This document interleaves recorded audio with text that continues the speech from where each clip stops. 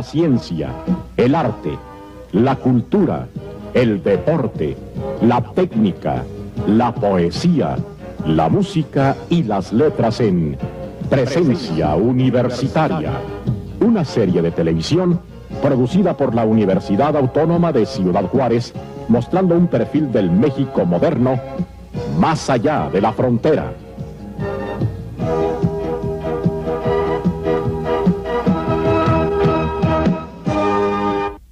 Bienvenidos a Presencia Universitaria, un programa de la Dirección General de Comunicación Social de la Universidad Autónoma de Ciudad Juárez. Era una clara respuesta de la universidad hacia su comunidad.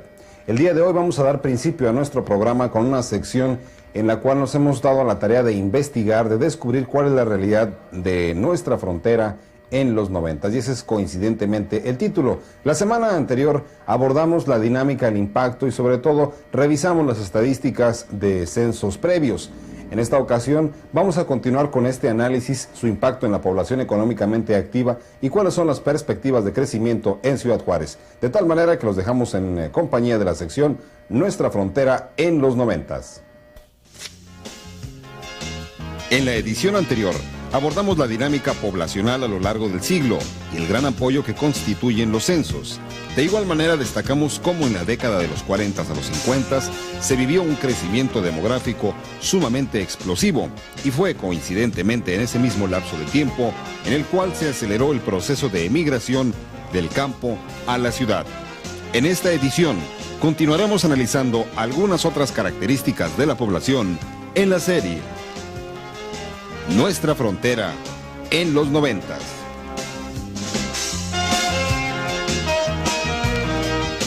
En repetidas ocasiones se ha dicho que México es un país de jóvenes y las estadísticas lo confirman, puesto que en nuestro país el grueso de los grupos poblacionales se encuentran entre los 0 y 30 años.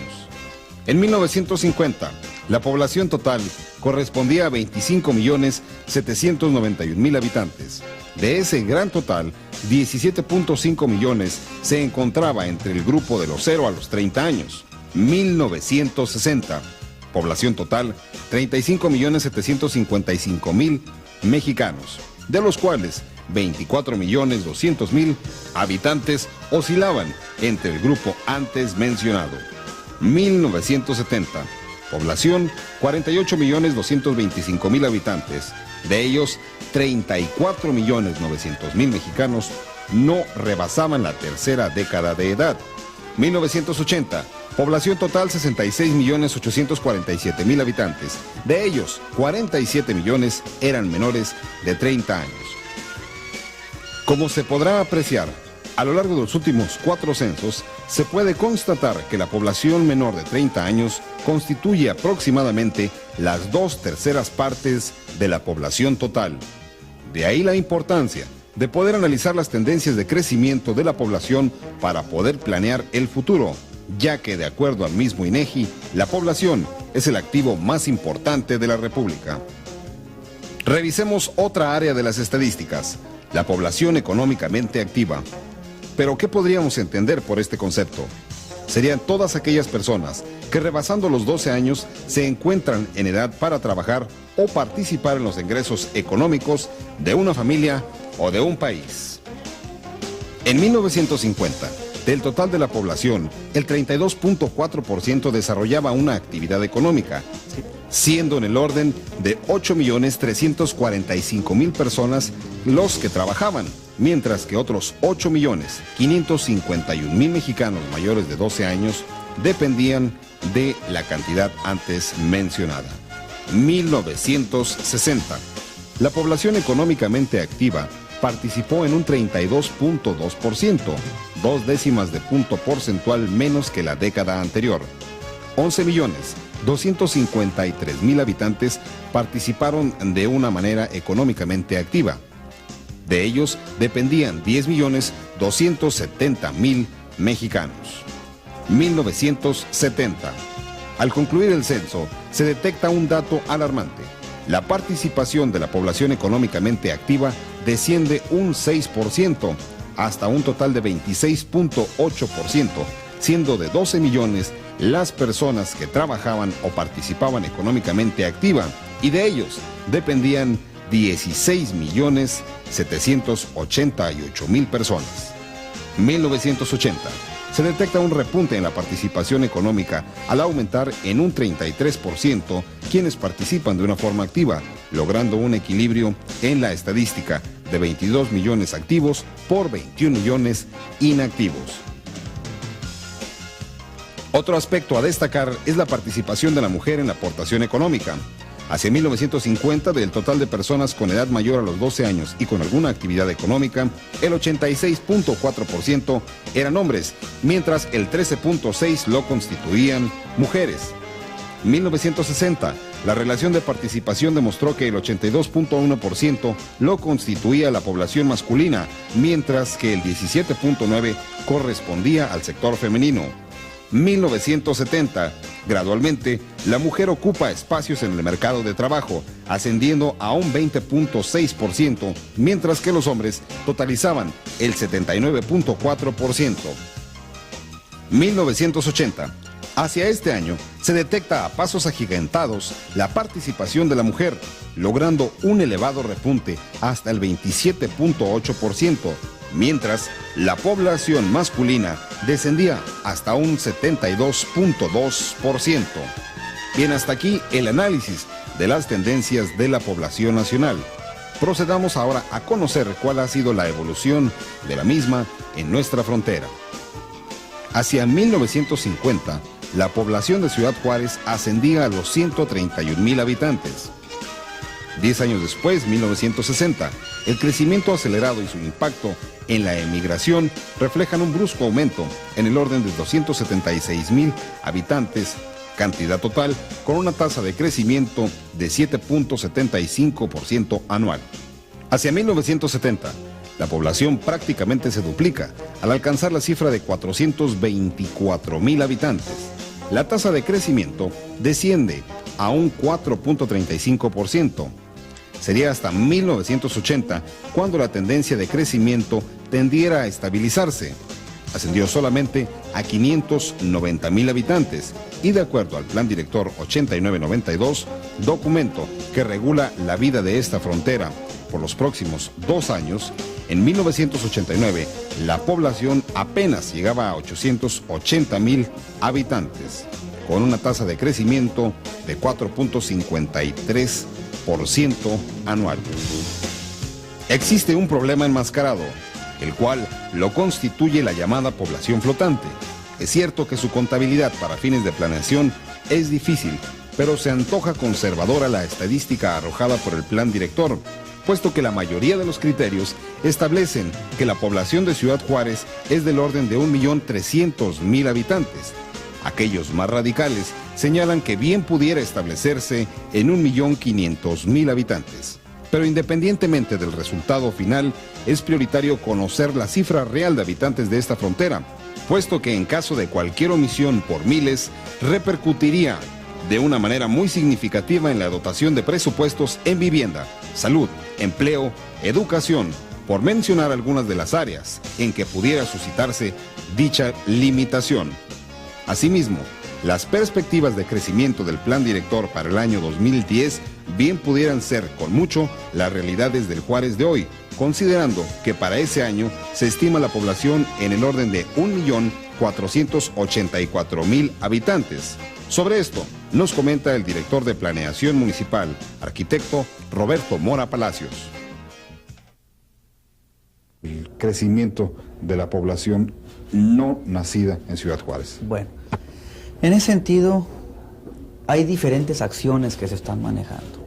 Por un lado, un plan director de desarrollo urbano en el cual se contempla hasta dónde y por dónde inclusive y cómo debemos de crecer.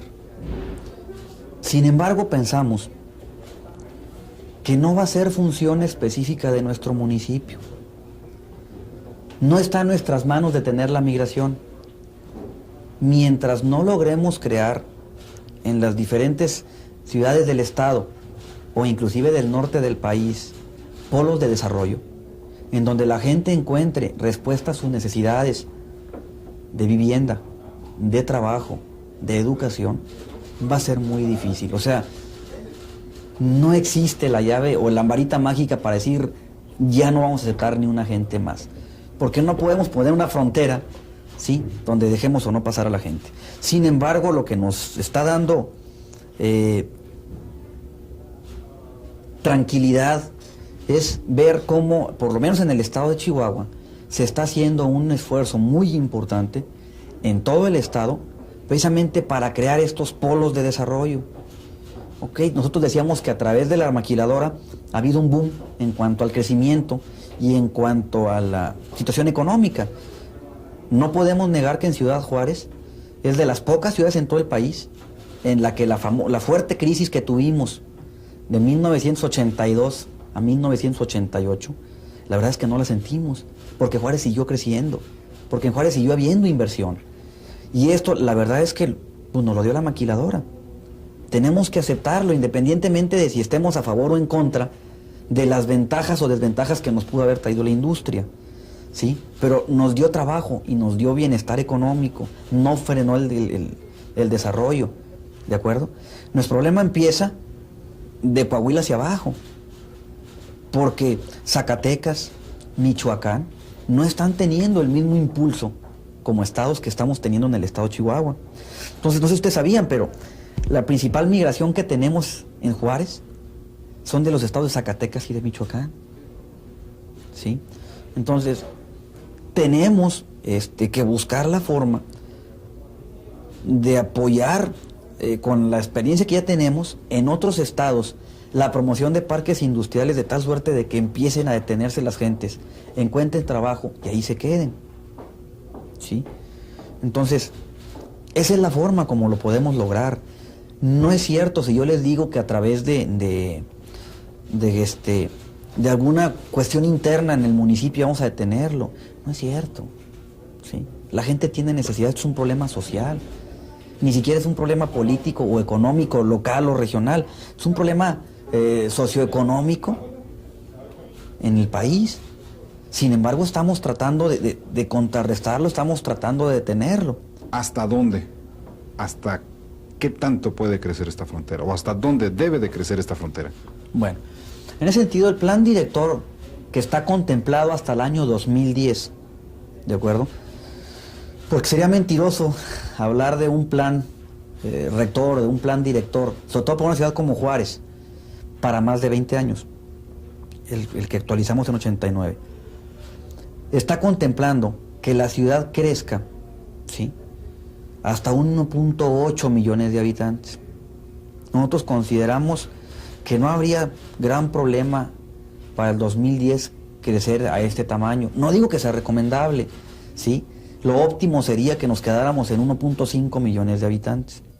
Es por ello que los resultados que aporte el 11º Censo de Población y Vivienda serán de gran importancia para una ciudad que ha vivido con un pasivo en cuanto a su planeación y que hoy en día es necesario la actualización de sus realidades para poder hacer a un lado el fantasma de la carencia de planeación y emprender las soluciones a la cuarta ciudad de la República, Ciudad Juárez.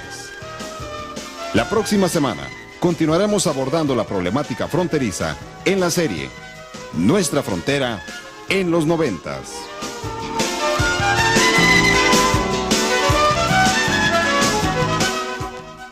Recientemente concluyó el Festival del Teatro del Siglo de Oro Español, un evento que año tras año culturalmente cobra mayor realce.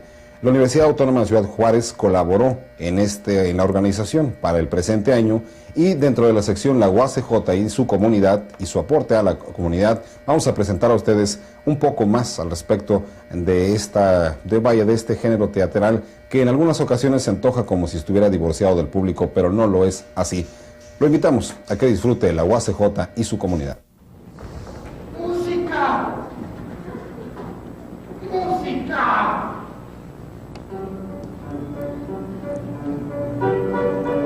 Con la presentación del Burlador de Sevilla, de Lope de Vega, se puso fin a una temporada más del Festival del Siglo de Oro en su 15ª edición, con la variante en este 1990 de que el público juarense amante del buen teatro disfrutó el festival en su propia ciudad.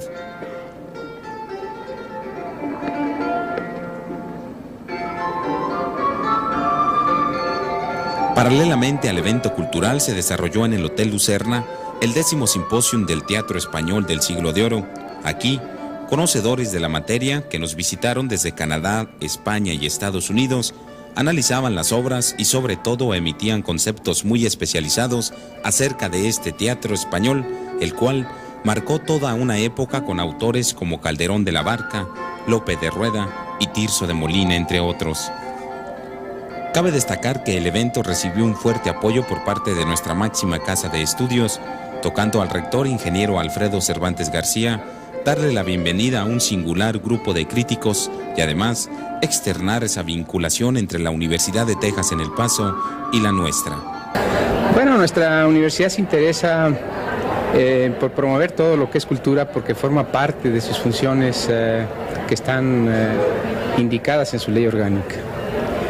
La difusión de la cultura es una de nuestras funciones sustantivas, de tal suerte que promover y estimular todo evento cultural, pues no es más que hacer lo que nuestras funciones indican, pero además lo hacemos con mucho gusto y lo hacemos con la convicción de que estamos en la línea correcta de nuestra institución. Promover el Simposium del Siglo de Oro, pues es algo muy importante para nosotros porque se trata de la lengua española, de lo más rico en la literatura española que fue el siglo XVI y XVII y parte del XVIII. Es hablar de Calderón de la Barca, de Juan Ruiz de Alarcón, de Sor Juana Inés de la Cruz, de Cervantes y de tantos pensadores de esos siglos que enriquecieron la literatura y nuestra cultura, especialmente la literatura en el área del teatro. De tal suerte que para nosotros es algo que no pierde vigencia, es algo muy actual. Cuando hablamos del Siglo de Oro, tendremos que remontarnos en esencia a los siglos XVI, XVII y parte del XVIII, donde los críticos coinciden en que es en esta época donde se marca la pauta para que se le denominara precisamente de oro. Ya decir de los conocedores, todo ese ramillete de excelentes escritores trascienden con sus obras en el espacio y en el tiempo con eventos como este. El simposio sobre el teatro del Siglo de Oro comenzó en el 1981 con motivo del 300 aniversario de la muerte de Calderón. Fueron unos comienzos un tanto humildes, invitamos a 12 participantes y de allí en adelante el simposio ha ido creciendo hasta ser hoy día, creo que el evento académico de carácter internacional más importante en este campo del estudio del teatro español del Siglo de Oro. Ha sido tan importante que a lo largo de estos años el simposio ha ayudado a reestructurar y ha ayudado a formular nuevas teorías sobre el estudio del teatro del Siglo de Oro. En un principio los académicos se acercaban al teatro del Siglo de Oro desde un punto de vista más literario, más como literatura dramática que como hecho teatral. Naturalmente, a través de los años y de la experiencia de las obras vistas en el Chamizal, en el Festival del Chamizal, esta perspectiva literaria ha ido cambiando y se ha ido convirtiendo en un interés más por el elemento teatral que estos textos literarios llevan en sí, que por los elementos temáticos, por los argumentos narrativos o por esta otra serie de temas que se suelen estudiar en las clases de literatura. En este sentido, creo que no es ni pretencioso ni arriesgado decir que el simposio ha ido creando un nuevo sistema lingüístico por parte de los académicos para hablar del teatro. Una de las mesas de trabajo que brilló intensamente durante el simposium fue donde se platicó con el director y actores de la compañía Tiempo Común de Venezuela. Ellos se presentaron en el Teatro del Chamizal del Paso, Texas, así como en el Benito Juárez con la obra El Acero de Madrid, de Lope de Vega. Para mí fue una opción la de concluir haciendo este personaje, porque sí hubo posibilidades de que otros actores, no del elenco, sino invitados, pudieran llegar a hacerlo, y entonces como no se llegó a un acuerdo, por fin yo... mira, yo te digo, ¿no? A eso te respondo también, es como cada vez que yo vengo al Festival del Siglo de Oro del Paso, que vengo y yo hubiera querido empezar esta conversación de esta mañana con este punto, que yo vengo a estrenar una obra. Es como si quisiera traer, cuando tú vas a ver a tus amigos que están lejos o a tu familia, quisiera llevarle el mejor regalo, ¿no? Y yo sí sé que si yo no me monto en el escenario, aunque sea haciendo un papel más pequeño, no voy a llevar el mejor regalo para el festival. Y yo sí creo que lo que más pesó en la balanza era que yo quería estar en el escenario, pero lógicamente también yo debo de admitir que el elenco tengo actores muy solventes y que no hay chance de que les quite ninguna prioridad, ¿no? A veces a la Teodora tenemos que andar controlando, porque ella así es como tú dices. Donde había personajes como Teodora, que era una beata, ¿no? Que también había hombres beatos en las familias, que sin profesar en un convento, vivían dedicados a la oración, a la mortificación y al sacrificio, pero eran seres muy reprimidos, que hacían eso, yo no sé por qué, por su propia represión, ¿no? Pero que en realidad no estaban felices con eso, como no lo está Teodora, porque en cuanto ve la oportunidad que un hombre se le acerca, se olvida de la beatitud y se entrega, ¿no es así? Exacto, claro, así lo entiendo yo, así lo entendí yo, porque Teodora es un ser humano y también le gusta un hombre, ¿no? Entonces es un poco lo que pasaba, que de repente había muchos beatos y beatas que se venían a América, cuando en el Siglo de Oro, para poder dar rienda suelta a sus deseos, y seguían practicando la misma beatitud, pero tenían relaciones carnales hasta con esclavos, hasta con indios las han tenido. Tía de mis ojos, escúcheme atenta, pues de mis desdichas le han dado sospechas. Aquel mancebito que me vio en la iglesia de San Sebastián me tiró 1000 flechas, bellas con los ojos, bellas con terceras, unas en palabras y otras en promesas. A la Trinidad, porque me valiera que fui desde entonces domingos y fiestas, debió de ser ángel, pues se vino a ella y para mirarme se puso más cerca. De carne nacimos, no somos de piedra, si la siguen mucho ríndense las fieras. Del bronce más duro si al fuego le llegan, hacen 1000 figuras por la blanda arena. De un mármol que nace dentro de una sierra, hacen una ninfa de una fuente bella. Que mucho, señora, que se muestre tierna, a ruegos de un hombre la menor flaqueza. Por poder hablarme, nunca yo pudiera, me fingió pilada, pálida y enferma. Hizo el caballero que a curar viniera Beltrán su lacayo, mi amorosa pena, y que aquel su amigo fingiese quererla, porque nos dejase proseguir la empresa. Diéramos un jarabe de coral y perlas el doctor fingido, y con oro a vueltas pensaba mi padre, oh, qué mal lo piensa, que tomaba acero, apio y otras hierbas. Salí todo el mayo cuando al alba alegra las primeras flores de la primavera, a Tocha y al Prado, en cuyas carreras bullían los aires con las hojas nuevas. Un día que al soto, el soto que riega manzanares claro, fuimos en sospecha, usted con Ricelo por las alamedas se apartaron juntos a un tiro de piedra, no de piedra, tía, tiro de ballesta, pues amor entonces disparó sus flechas. Beltrán con Leonor sobre la ribera, en los escondidos que la zarza cerca, en blancas toallas ponían la mesa para que almorzasen las pobres enfermas. Belardo, entre tanto, porque no riñera, solo me decía palabras honestas. Pero como estaban las flores risueñas llenas de rocío de la aurora fresca, por aquestos lados la ternura vez más me entró de modo, como yo soy tierna, que mi opilación creció de manera que jamás me he visto tan pesada y necia. La dispensación mal venida sea, que quien ama a otro todo lo desprecia. Suplicóle, tía, vilás de las fiestas, hasta ver si acaso este bulto mengua. Por lo menos, tía, 5 veces sean, que bien habrá 4 que pisen las hierbas. ¿Con qué paciencia, Belisa, podrá escucharte, Teodora? ¿Con esto vienes ahora? Tía, amor tratado en misa será en servicio de Dios. Belardo será mi esposo. ¿Cómo, siendo ya forzoso, no hablaron jamás los dos?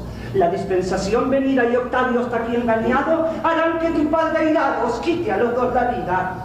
Pues puédome yo casar con aqueste inconveniente. ¿Qué más medio conveniente? ¿Cómo te puede faltar? ¿Qué medio puedo tener? Dilatar el casamiento y empariendo en un convento tu libertad de recoger, a donde sirviendo a Dios hagas penitencia de esto. Yo negociaré más presto que nos juntemos los dos, y entre tanto fingiré tal dolor de corazón, y de aquesta opilación tantos extremos haré, que padre y primo me dejen por cosa inútil. Quien ama y aventura bella y fama no quiere que le aconsejen. Haz lo que quisieras, yo no pienso ayudarte más. Yo sé, tía, que lo harás. Yo sé, sobrina, que no. Si no lo hicieres, diré que tú fuiste la tercera para que yo me perdiera. ¿Qué dices? Que por ti fue. Comienza ya la locura. ¡Qué terrible opilación! Parece que el corazón salir del pecho procura. Llámeme luego un doctor. ¿Qué tienes? Señora tía, de aquí. Aquí tengo el dolor.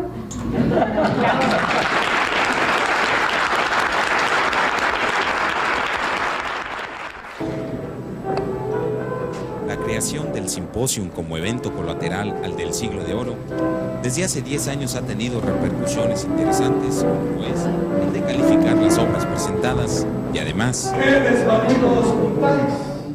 Siempre podemos mejorar algo, pero en total es ese nexo entre el simposio, la labor académica y ese evento teatral en el Chamizal y ahora en Benito Juárez. Esa convivencia entre el mundo académico y el mundo teatral. Lo importante del simposio es lo que atrae en cuanto a la relación, el contacto con los actores y las compañías de teatro, y lo que eso nos da como académicos en la profesión nuestra, o sea, el contacto con esa gente, algo concreto que podemos atraer a la clase y a la crítica que hacemos. Uno de los coordinadores por parte de nuestra máxima casa de estudios en este importante evento cultural fue el profesor Juan Holguín, quien además vierte su concepto acerca de este movimiento cultural que por fin podemos apreciar en Ciudad Juárez. Que nosotros, Universidad Autónoma de Ciudad Juárez, buscábamos ese encuentro, buscábamos esa comunión en este evento tan trascendental, porque lo sentimos nuestro, ya que hablar del Siglo de Oro es comprender a la hispanidad y nosotros estamos exigidos como universidad, como promotores de cultura, a contribuir y a ser elementos complementarios de este tan importante evento dentro de la cultura. De tal manera que el hecho de que nuestra universidad se sume al esfuerzo emprendido por Arturo Pérez Pisonero de UTEP, para nosotros significa un logro muy extraordinario, un deseo cumplido, porque esto nos permite extender nuestro horizonte de difusión cultural. En total fueron 6 las obras presentadas. Dar tiempo al tiempo de Calderón de la Barca, con la actuación del grupo de teatro del IMSS de Chihuahua. Comedia llamada de los engañados, de Lope de Rueda, por el IMSS de Monterrey. Palabras y plumas de Tirso de Molina, con el grupo Corral de la UNAM. La Casa del Jugador, de Mira Amezcua, con la Universidad de Texas A&M. El Acero de Madrid, de Lope de Vega, con la Compañía de Teatro Tiempo Común de Venezuela, y El Burlador de Sevilla, de Lope de Vega, por el Instituto Nacional de Bellas Artes de la Ciudad de México. Y así, entre un amenio convivio, se propuso que para la próxima edición del Teatro del Siglo de Oro se llevara hasta la ciudad de Guanajuato en un contacto directo con una población que disfruta también del Festival Cervantino. Es obvio comentar que en el Auditorio Cívico Benito Juárez se vivió un ambiente especial, ya que este lució lleno en cada una de las presentaciones dentro de este festival, lo cual demuestra el gusto de los juarenses por el buen teatro y además el acierto de nuestra máxima casa de estudios por apoyar y traer eventos de esta magnitud en el terreno de la cultura.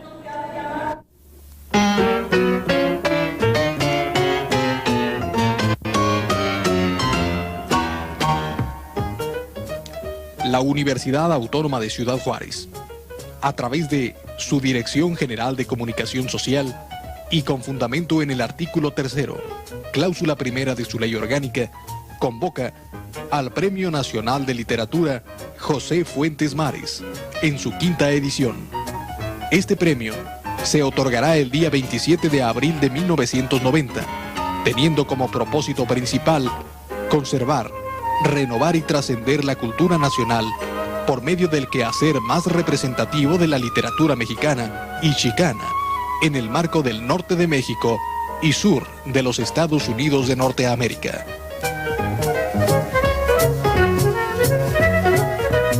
Esta convocatoria se rige conforme a las siguientes bases. El premio se otorgará a un escritor mexicano y a un mexicoamericano respectivamente.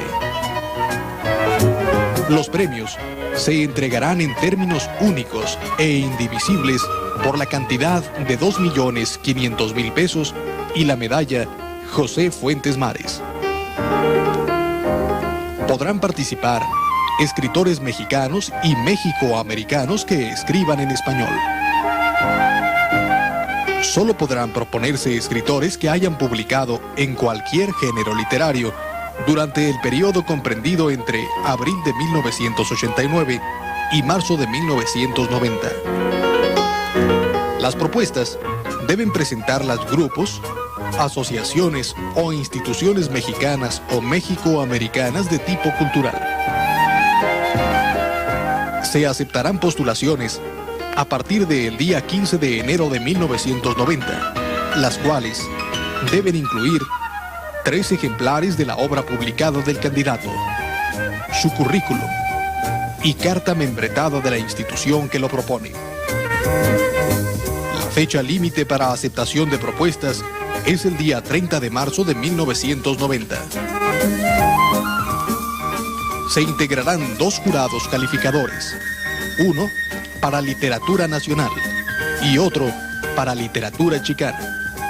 Ambos se compondrán de escritores reconocidos nacional e internacionalmente. Sus nombres se darán a conocer oportunamente en los principales diarios y revistas locales y nacionales. Los jurados darán a conocer sus fallos el día 27 de abril de 1990 como marco de la apertura del 5º Encuentro Nacional de Escritores en la frontera norte de México, en el recinto oficial de la Universidad Autónoma de Ciudad Juárez. Los jurados calificadores serán los únicos facultados para la evaluación de las obras propuestas y su dictamen es inapelable.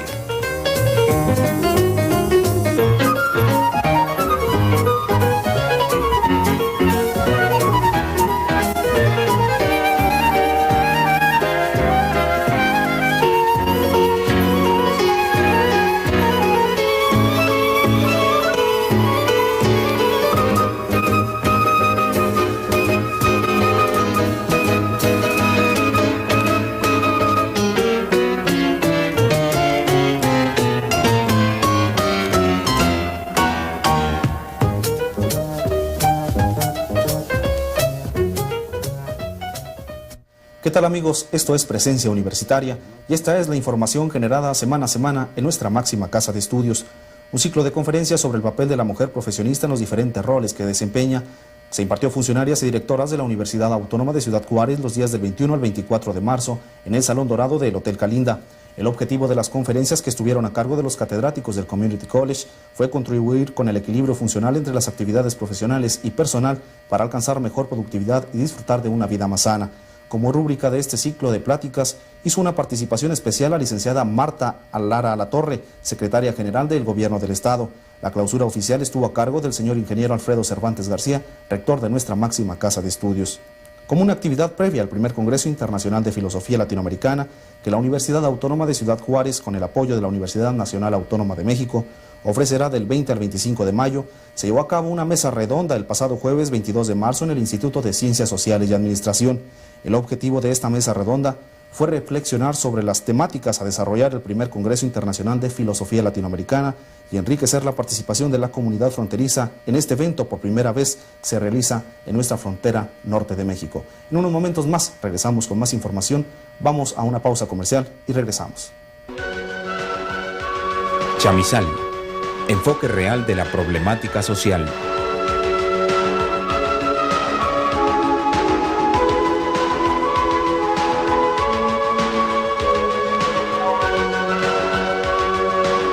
Chamizal, revista de la Escuela de Sociología.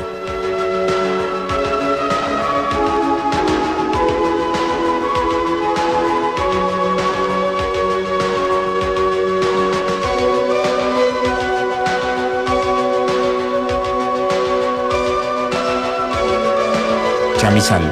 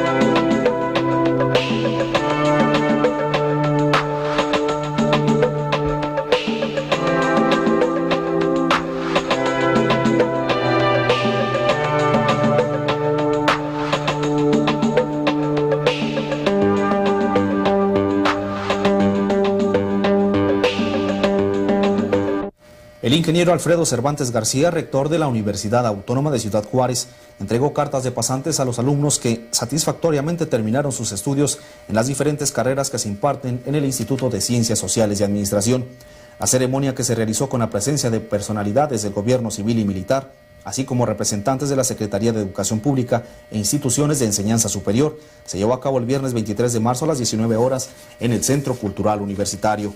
El programa comenzó a la entrada de los graduandos, honores a la bandera y presentación del Presidium, para luego escucharse el mensaje del ingeniero Alfredo Cervantes García a los egresados de la Universidad Autónoma de Ciudad Juárez, que salen preparados para incorporarse a las tareas nacionales e impulsar el desarrollo en nuestro país. Junto con el ingeniero Cervantes presidieron la ceremonia el director del instituto y los directores de carrera. Por otra parte, ante la inminente llegada de la temporada de calor, médicos de la Universidad Autónoma de Ciudad Juárez recomiendan a la población tomar medidas adecuadas a efecto de prevenir enfermedades gastrointestinales y de deshidratación que particularmente afecta a los infantes. Entre las recomendaciones que figuran, en primer término, guardar correctamente los alimentos para evitar su descomposición, ya que pueden producir intoxicaciones graves. En lo que se refiere a los infantes, recomiendan a las madres de familia tener al alcance el suero oral que obsequia el sector salud, porque los niños resienten inmediatamente el alza de la temperatura y están propensos a la deshidratación, por lo que todas las medidas de prevención que se adopten son valiosas. Por otra parte, hicieron referencia a los cambios bruscos de temperatura que deben prevenirse para evitar padecimientos bronquiales. Por último, concluyen las recomendaciones surgiendo que durante la temporada de calor se tomen muchos líquidos, pues por las altas temperaturas el organismo pierde agua por diferentes vías. Hasta aquí con la información en Presencia Universitaria. Quédese con nosotros, hay cosas interesantes que presentarle.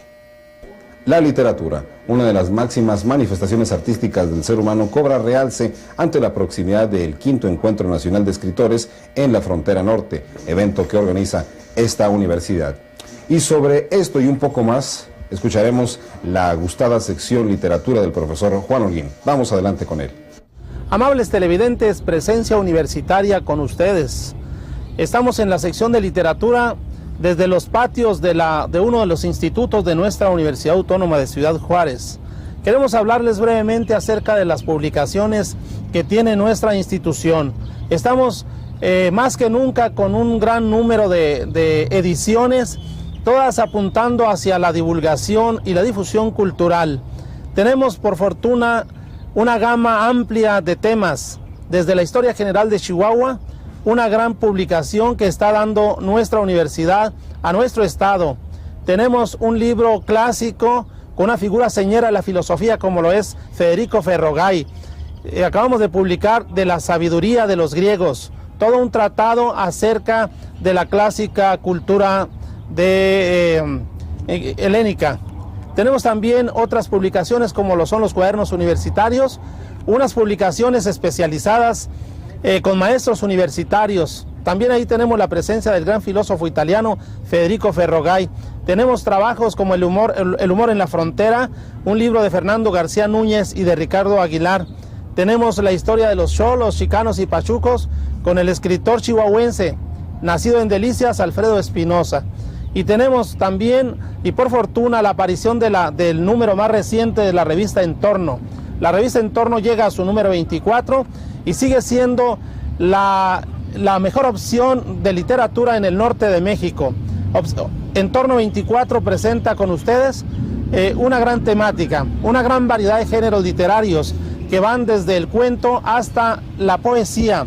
Tenemos también en este número Entorno 24, tenemos que se destaca un trabajo excepcional, los pueblos más antiguos del estado de Chihuahua, donde usted podrá conocer la fundación de poblaciones tan importantes para nosotros como son el Valle de Allende, como son Santa Bárbara, Chihuahua, y como lo es el mismo Hidalgo del Parral. Con toda esta, con estos contenidos, Entorno, la revista cultural por excelencia, está cumpliendo su objetivo de dar a conocer el regionalismo, este tema que nos apasiona y que nos subyuga porque es ni más ni menos quien nos dará nuestra propia identidad. Los invito para que compren ustedes la revista Entorno, que se expenderá en las principales librerías de Ciudad Juárez. Y finalmente quiero recordarles que 27 y 28 de abril es la fecha indicada para que dé comienzo el 5º Encuentro Nacional de Escritores, que reunirá por primera vez a más de 70 escritores que llegarán desde distintos lugares de la República y del sur de los Estados Unidos. También tendremos la presencia de un extraordinario escritor cubano, Alberto Batista Reyes, quien disertará 2 magnas conferencias, una en la Sala Audiovisual de la Universidad Autónoma de Chihuahua y otra en nuestra universidad, en el Centro Cultural Universitario. No olviden ustedes, la fecha es 27 y 28 de abril. Todos los jóvenes tienen una cita con la cultura y todo el público en general. Muchas gracias. Conocido como uno de los más fuertes opositores del régimen porfirista, Ricardo Flores Magón tuvo una vida sumamente azarosa, incluso falleció en una cárcel en los Estados Unidos, ahorcado de una forma pues verdaderamente trágica. Y él va a ser el personaje en el cual recorreremos su vida, conoceremos qué fue lo que hizo en las páginas del periódico Regeneración, insisto, uno de los pilares del combate al porfirismo. En la sección Perfil, los personajes, los hombres, aquellos que dejaron una huella en la historia. Acompáñanos. En nuestros días vivimos una época en que estamos siendo continuamente bombardeados por información producida en diferentes partes del mundo y que es transmitida por diversos medios de comunicación masiva existentes como la televisión, la radio, los satélites y el periódico. Sin embargo, la única fuente informativa que ha evolucionado al par del hombre e incluso ha servido como arma intelectual contra el gobierno cuando así se requiere, ha sido el periódico, también llamado Cuarto Poder, por la fuerza que siempre ha demostrado tener al influir grandemente en la opinión pública. Un gran periodista que se dio a conocer en 1910, de origen mexicano, que por medio de artículos publicados en su periódico Regeneración contra la tiranía del gobierno, logró levantar en armas al pueblo mexicano, fue Ricardo Flores Magón. El periódico Regeneración siempre marcó la ideología de Ricardo Flores, pero en sus inicios se planteó objetivos moderados que podían encuadrarse en una corriente liberal, o sea, despertar la conciencia cívica del pueblo para lograr cambios y mejorías políticas. Flores Magón prefirió durante los primeros años de su edición del periódico estar silencioso con respecto de Díaz y sus crímenes. Se enfocaba únicamente a lo judicial. Pasado el tiempo, ya que habían logrado la atención del país, comenzó a considerar el objetivo final, la idea de levantar en armas al pueblo en contra de la dictadura. Flores Magón deseaba convencer a todos los seguidores del Partido Liberal, levantarse en armas contra Porfirio Díaz, ya que aquellos estaban dispuestos a enfrentarse militarmente contra el clero, mas no con el dictador. Por lo que Ricardo gritó en una tribuna que la administración de Porfirio Díaz es una madriguera de ladrones. Muchos delegados del Partido Liberal se asustaron, pero al fin la vehemencia de Flores Magón convenció a la asamblea. Ricardo mantenía firme su pensamiento de libertad de palabra y de prensa. No deben de tener restricciones que hagan inviolable el gobierno en ciertos casos y que permitan a los funcionarios ser dignos y corrompidos fuera de la vida pública. A causa de un discurso que pronunciara Flores Magón, en el cual decía: el orden público tiene que ser inalterable bajo un buen gobierno y no habrá periodista que quiera, y mucho menos que pueda turbarlo sin motivo, y aún cuando la vida privada se refiere, no tiene por qué respetarse cuando sus relaciones con hechos que caen bajo el dominio público. Por lo que el 21 de mayo de 1901 fue encarcelado Ricardo Flores Magón, que al término de 8 meses logró salir, y con el producto de una venta de una máquina de escribir, se marcha en tren hacia el exilio en Estados Unidos de América. Aún en ese país, con la complicidad de autoridades norteamericanas, les alcanzó la persecución del porfiriato. Sin embargo, lograron burlar su búsqueda y con grandes esfuerzos sacaron de nuevo la impresión del periódico Regeneración, el cual llegó a tener un tiraje de por lo menos 30,000 ejemplares que eran distribuidos en forma clandestina en México. Poco más de 2 meses antes de que estallara la revolución en contra de Porfirio Díaz, Flores Magón escribió en Regeneración un artículo en el cual define su posición revolucionaria, en el que decía: aquí estamos con la antorcha de la revolución en una mano y el programa del Partido Liberal en la otra, anunciando la guerra. Y terminaba diciendo: mexicanos, a la guerra. A partir de 1911, Regeneración parece perder su contacto con la realidad de México y desliza hacia un anarquismo global. Flores Magón, en compañía de Librado Rivera, publicaron en Regeneración un manifestado dirigido a los trabajadores, en el que prácticamente hacen un llamado a la rebelión general, por lo que las autoridades norteamericanas aprendieron a Ricardo Flores Magón y a Rivera, que por haber sacado a la luz pública dicho artículo, y les fue impuesta una sentencia de 20 y 15 años respectivamente. Sin embargo, poco antes de que Flores Magón fuera puesto en libertad, fue asesinado. Después de 25 años de estar lejos de su país, Magón vuelve muerto a su patria, pero aún perdura su recuerdo. El cadáver de Ricardo Flores fue llevado en hombros por trabajadores mexicanos al cementerio francés y en 1945 se le sepultó finalmente en la Rotonda de los Hombres Ilustres, entre las tumbas del general Sóstenes Rochas y de Guillermo Prieto, que salvara una vez la vida de Benito Juárez.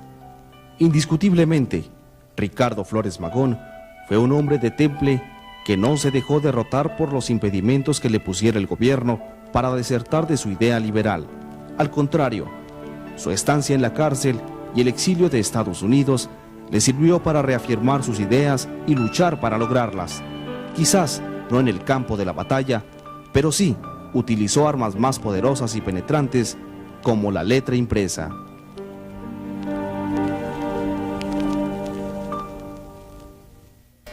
Bien, hace algunos minutos le mostramos a usted la cápsula de la UACJ y su comunidad, el realce del Teatro Español. Lo invitamos a que también nos acompañe a recorrer el calendario cultural. ¿Qué sucede de actividades culturales en nuestra frontera?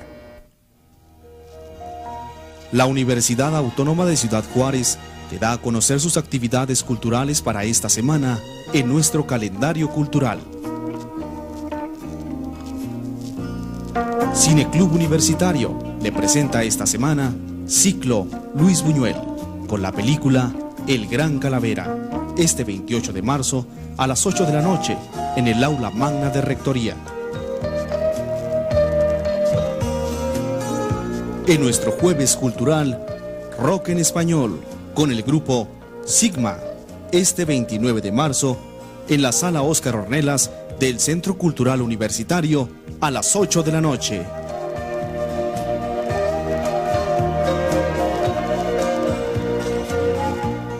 En nuestro cineclub infantil, Las Aventuras de Garbancito de la Mancha, este 31 de marzo a las 12 del día en el Aula Magna de la Torre de Rectoría.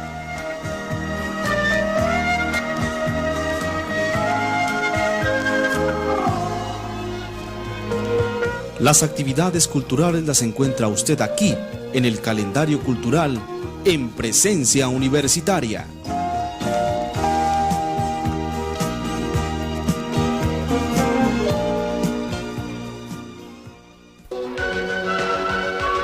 Chamizal, enfoque real de la problemática social.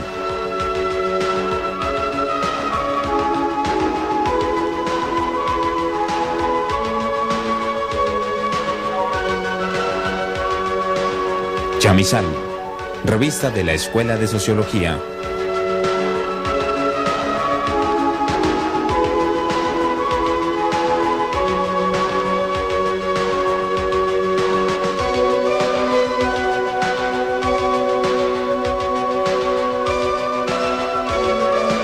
Chamizal.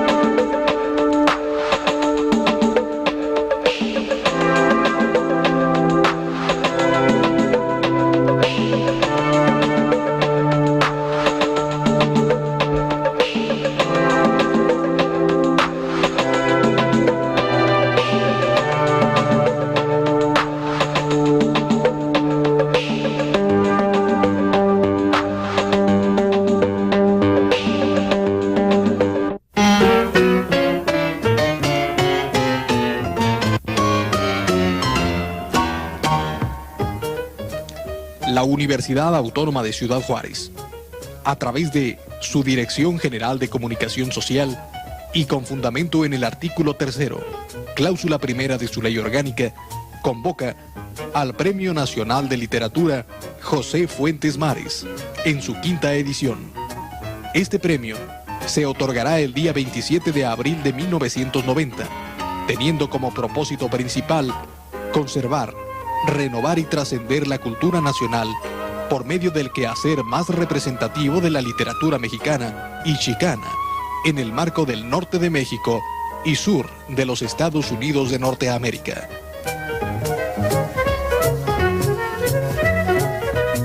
Esta convocatoria se rige conforme a las siguientes bases. El premio se otorgará a un escritor mexicano y a un mexicoamericano respectivamente.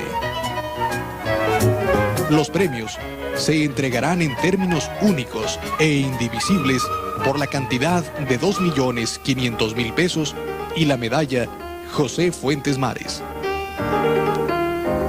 Podrán participar escritores mexicanos y mexicoamericanos que escriban en español. Solo podrán proponerse escritores que hayan publicado en cualquier género literario durante el periodo comprendido entre abril de 1989 y marzo de 1990. Las propuestas deben presentarlas grupos, asociaciones o instituciones mexicanas o mexicoamericanas de tipo cultural. Se aceptarán postulaciones a partir del día 15 de enero de 1990, las cuales deben incluir 3 ejemplares de la obra publicada del candidato, su currículum y carta membretada de la institución que lo propone. La fecha límite para aceptación de propuestas es el día 30 de marzo de 1990. Se integrarán 2 jurados calificadores, uno para literatura nacional y otro para literatura chicana. Ambos se compondrán de escritores reconocidos nacional e internacionalmente. Sus nombres se darán a conocer oportunamente en los principales diarios y revistas locales y nacionales. Los jurados darán a conocer sus fallos el día 27 de abril de 1990 como marco de la apertura del 5º Encuentro Nacional de Escritores en la frontera norte de México, en el recinto oficial de la Universidad Autónoma de Ciudad Juárez. Los jurados calificadores serán los únicos facultados para la evaluación de las obras propuestas y su dictamen es inapelable.